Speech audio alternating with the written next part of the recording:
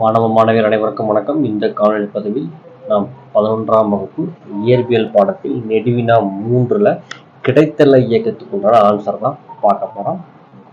Already நம்ம செங்குத்து இயக்கத்துக்கு ஆன்சர் போட்டோம். அதை பார்க்கணும்னு நினைச்சீங்க அப்படின்னா டிஸ்கிரிப்ஷன் பாக்ஸ்ல லிங்க் இருக்கு, அதுல போய் பார்த்துக்கலாம்.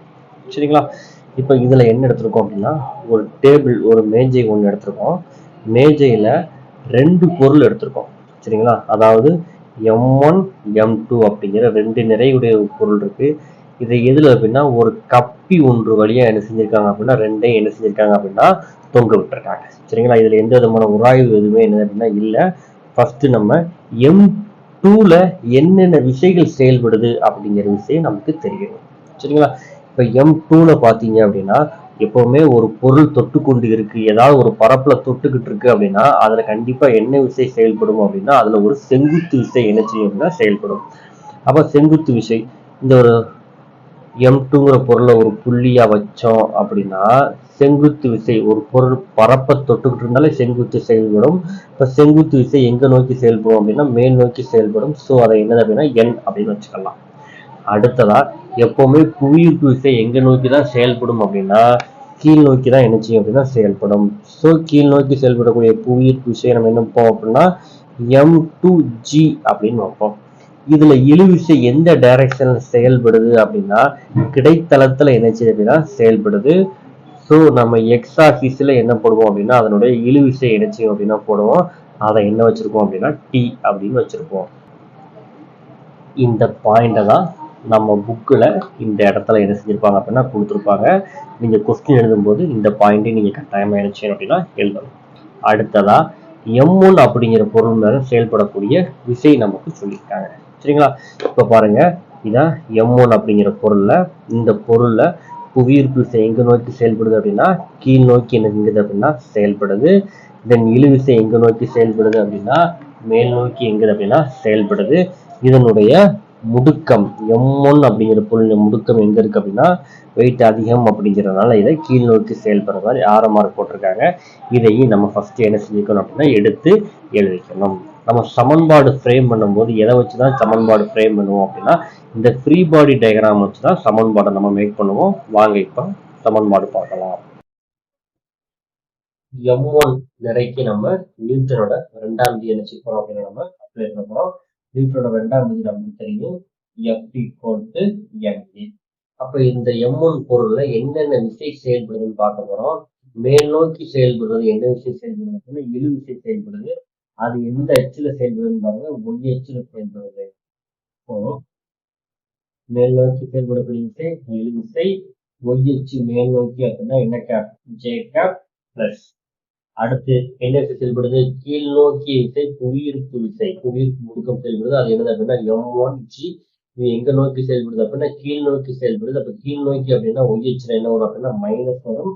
ஸோ என்ன பண்ண போறோம் அப்படின்னா minus M1G J gap equal to, சரிங்களா?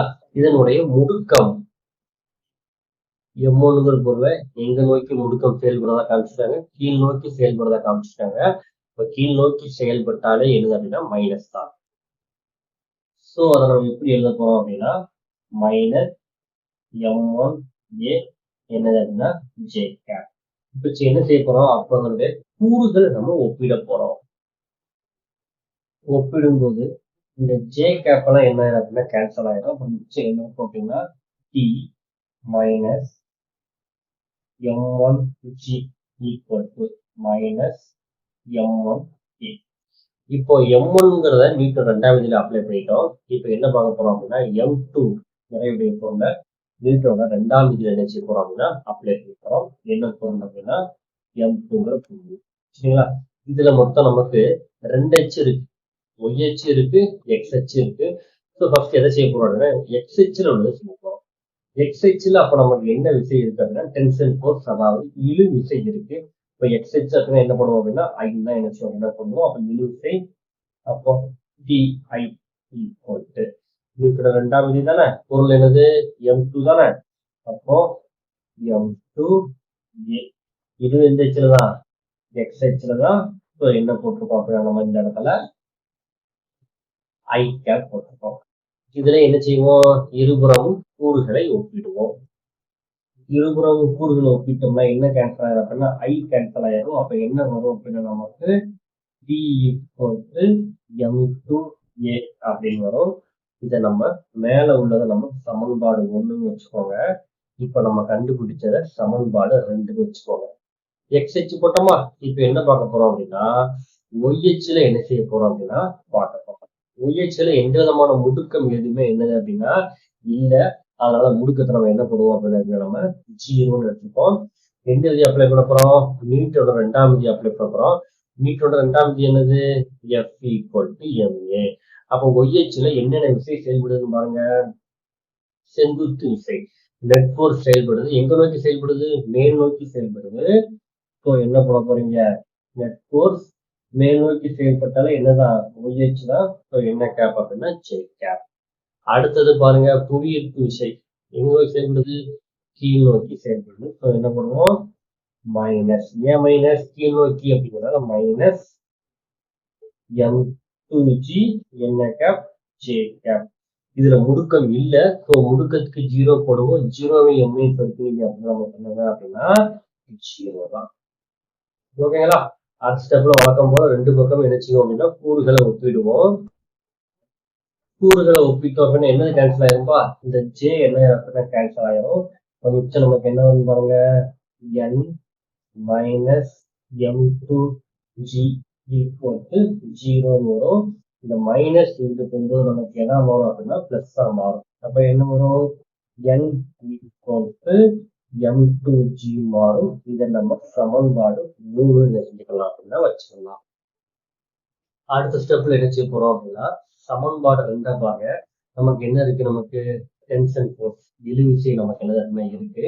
இந்த இழுவிசைய இந்த டீயோட மதிப்பு என்னது, M2A.